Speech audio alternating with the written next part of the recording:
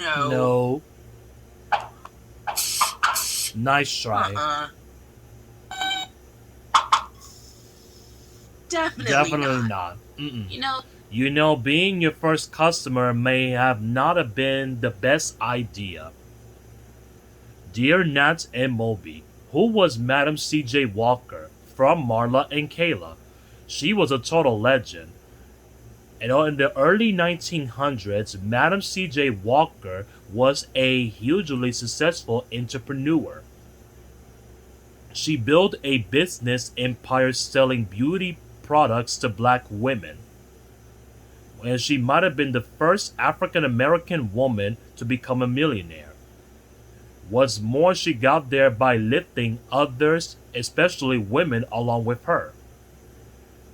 Madam C.J. Walker was born Sarah Breedlove on December 23 in 1867 in Louisiana. Her parents had been enslaved, and she was the first of their children to be born free.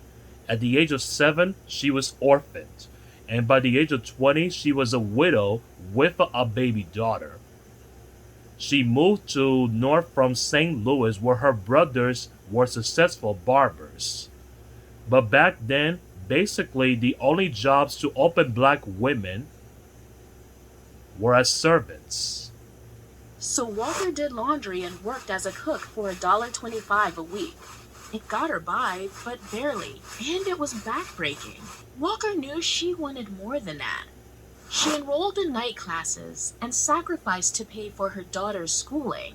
And then, Walker's hair started falling out. That was common then. Hair washing was hard without running water, and stress and poor diets didn't help. She tried home remedies and every fix-it product on the market. When she finally found a winner, she didn't just become a loyal customer. She signed up to sell it and discovered she was a natural.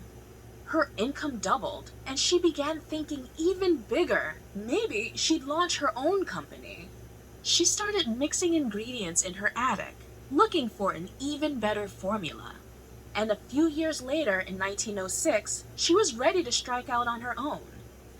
And then she had a new husband, an ad salesman named Charles Joseph Walker.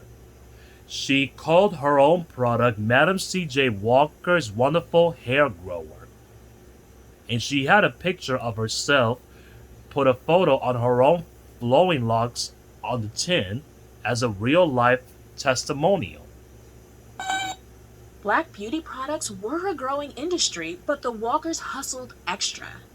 They traveled the country using black churches and civic groups To to get the word out. And they put ads in a cutting-edge new medium, black-owned newspapers. Walker taught classes on hair care and how to use her growing line of products, then hired her customers as hair culturalists to sell door to door. The women could work for themselves And earn a solid living. Soon, Walker's brand was thriving Coast to coast from New York to California. By 1909, She had an office and a factory and a beauty college named after her daughter. Alelia. She'd also become a philanthropist, donating money to causes she believed in. Like, she gave the YMCA such a big sum That it made national news.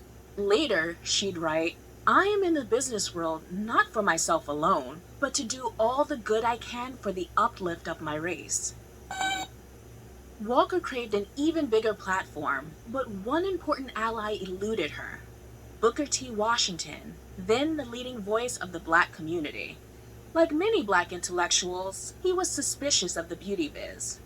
He thought it made European looks the gold standard, instead of celebrating all beauty.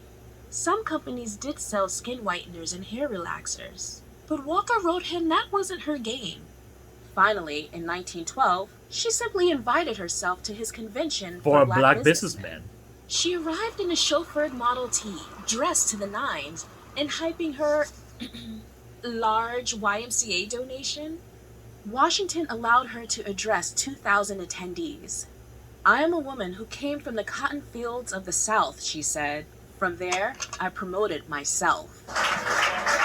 The next year, she'd be a keynote speaker. With her higher profile, Walker became more outspoken as a civic leader, fighting for the rights of Black World War I veterans and an end to segregation. but before her death in 1919 on the grounds of her polished New York estate. She had moved in near mega-rich families like the Rockefellers and the Astors, and built her mansion close to the road to showcase what Black people could accomplish. By then, her business had trained nearly 20,000 Black women, here and abroad. She'd set up scholarships and given freely to everything from the NAACP to Black museums. She left most of her fortune, more than $7 million in today's dollars, to her causes, and the rest to her daughter. A'Lelia would go on to be a patron of the arts during the Harlem Renaissance. Poet Langston Hughes called her the joy goddess of Harlem's 1920s. Yeah, cool, right? Hey, where did you learn how to do hair anyway? I'm out of here.